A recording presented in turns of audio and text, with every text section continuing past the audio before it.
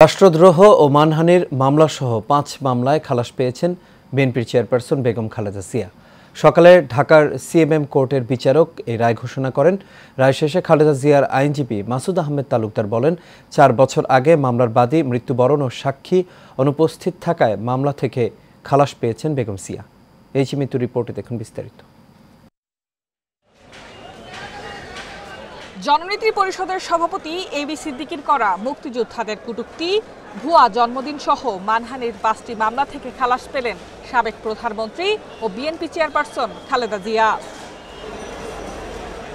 সকালে ঢাকার chief metropolitan magistrate Mahbubul হকের আদালত ৪টি ও অতিরিক্ত চিফ মেট্রোপলিটন আদালতের ম্যাজিস্ট্রেট তোফায়েল হোসেন একটি রায় ঘোষণা করেন। রায় শেষে খালেদা জিয়ার আইনজীবী মাসুদ আহমেদ তালুকদার গণমাধ্যমকে জানান, ৪ বছর আগে মামলার বাদীর মৃত্যুবরণ ও কিছু মামলায় সাক্ষী হাজির না হওয়ার কারণে খালাস পেয়েছেন বিএনপি চেয়ারপারসন। এই মামলা মিথ্যা, এটা শুধু মিথ্যা নয়, এটা ছিল আওয়ামী লীগের সরকারের কাল্পনিক মামলা।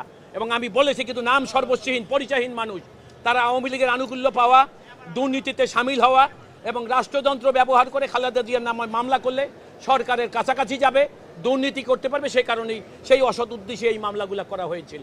এদিকে সাক্ষী উপস্থিত না হওয়ায় নাইকো দুর্নীতি মামলার শুনানি ৮ সেপ্টেম্বর পর্যন্ত পিছিয়েছে আদালত। এই মিতু, এশিয়ান টেলিভিশন, ঢাকা।